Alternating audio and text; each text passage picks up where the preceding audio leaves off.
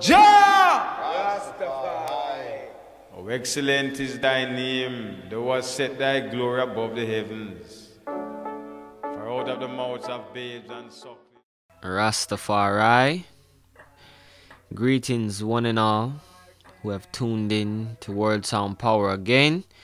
We're saying greetings in the name of His Imperial Majesty, Kadamawi Haile Selassie, and His Christ, Hamoshiach Yahoshua. Ionize indigenous Ethiopian Lord and Savior. We're just gonna hold it at that. Amen. So today, I know it's been a while since I has posted anything towards the education and the things that we said we would post, but I guess today would be the first teaching as to, not a teaching, but a sharing. It might teach some, but I don't declare to be a teacher. I is just sharing what I've learned, so I saw it go. But today I come to speak upon repatriation, exodus, coming out, leaving, repatriation, whatever you want to call it. That actual action, that movement, We want to talk about, what I believe upon it, what I know, and what I have learned, So I guess what I believe, what I learned, believed, and know. So, first and foremost, let's just define the word repatriate real quick.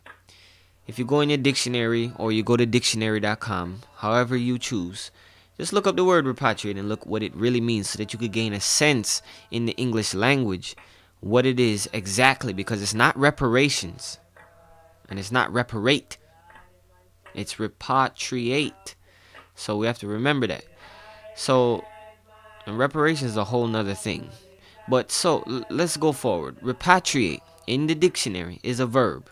A verb used with an object would define as 1.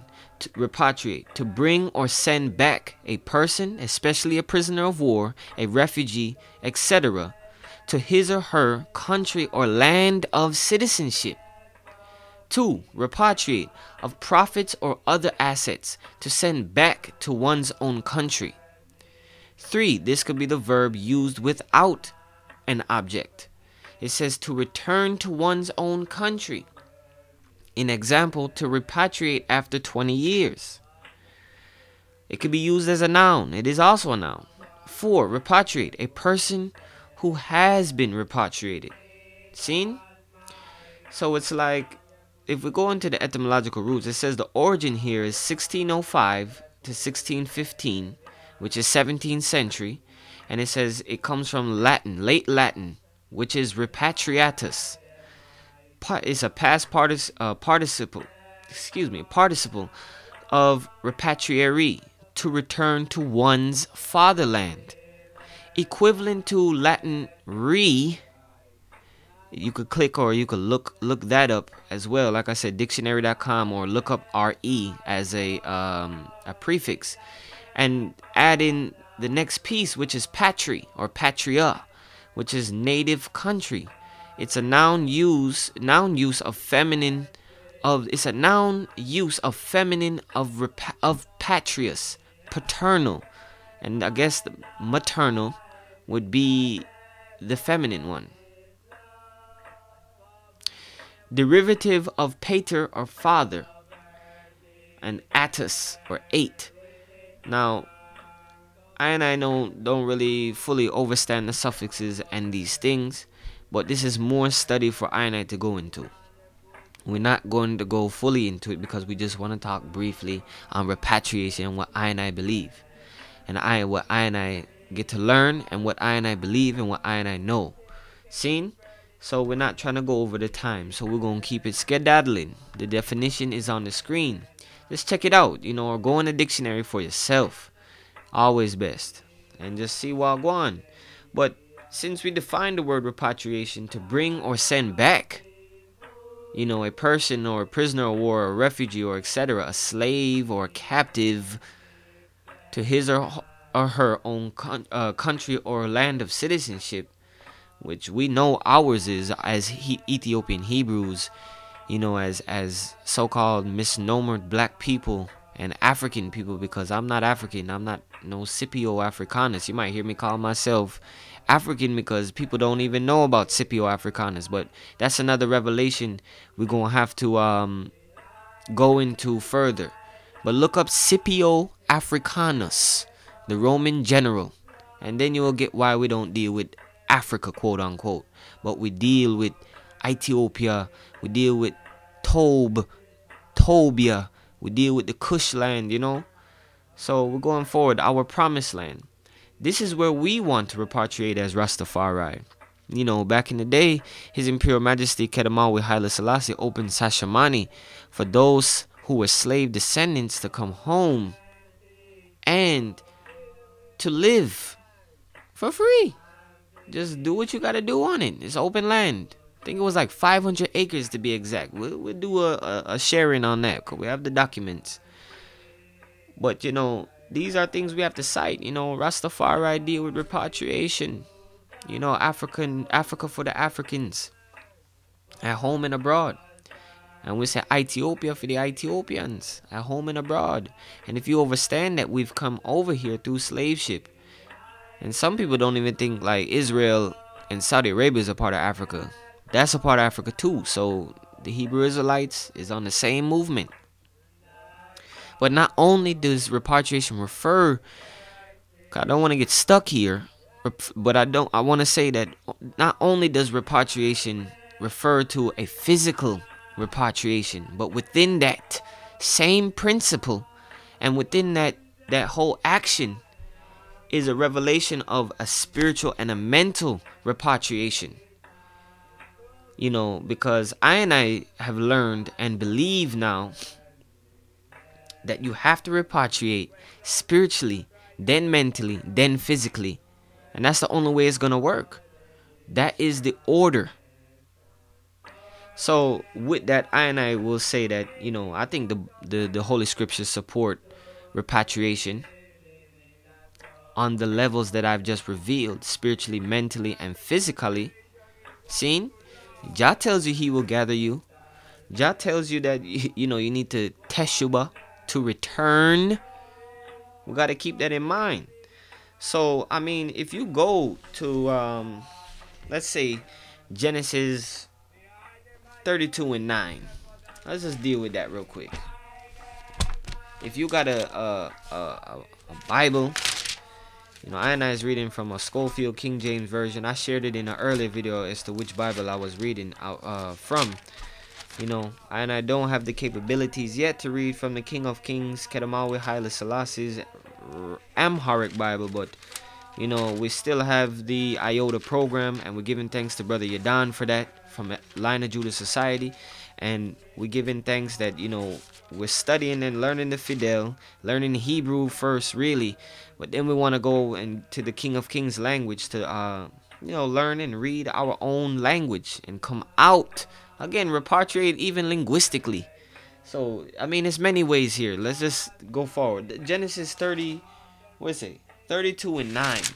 If you could go there. Genesis 32:9. Bereshit chapter 32 verse 9. And that would be saying, this is Yaakov talking to the Most High. It says, and Yaakov said, O God, or O Yah, of my father Abraham, and God of my father Yitzhak, Yahuwah, which said to me, return to your country and to your kindred, and I will deal with you well. 1. That was for Yaakov returning from, you know, so-called Iraq and going back forward to, just going forward to his own country so that the Most High Yah could deal with him well.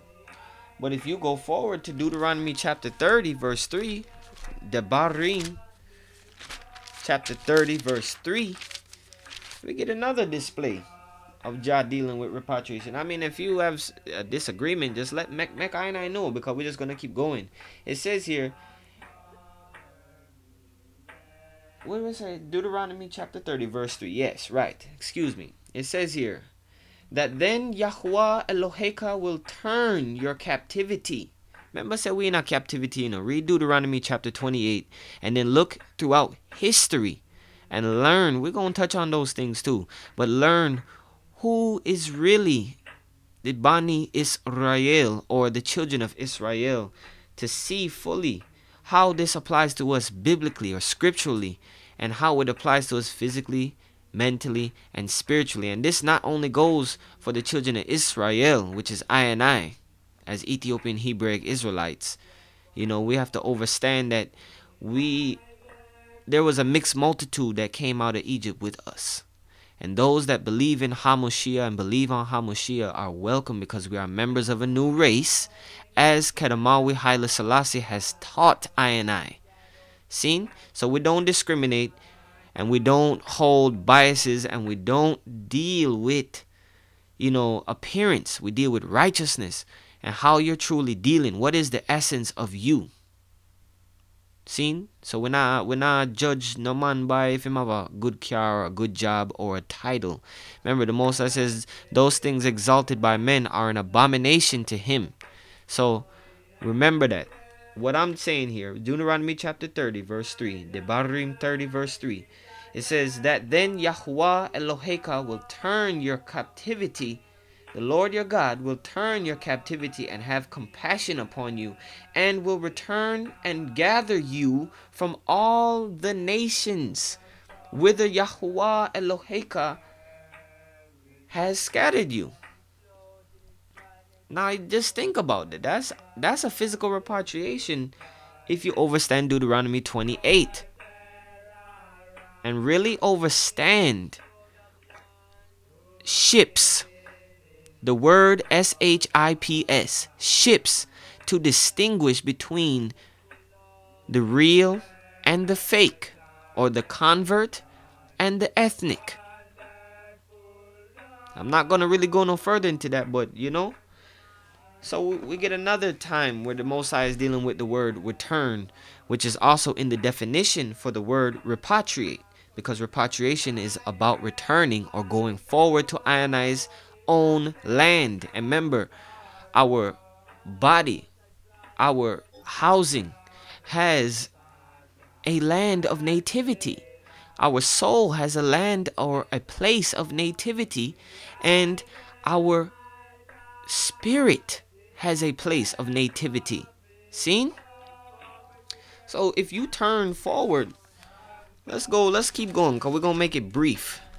We're running out of time. Jeremiah, the prophet Jeremiah, turn into your Ketubim, or the Nebim, excuse me, and go to Jeremiah 24 and 7. Chapter 24, verse 7. We're still dealing with repatriation, but we're going to deal with this biblically, because we should start with Jah and finish with Jah, because some people don't want to do that nowadays, and they're slacking and they're missing the mark. Seen? So Jeremiah 24, chapter 24, verse 7, and it says, "Therefore, behold, the days come, says Yahuwah, that they shall no more say, Yahuwah lives, which brought up the children of Israel out of the land of Egypt.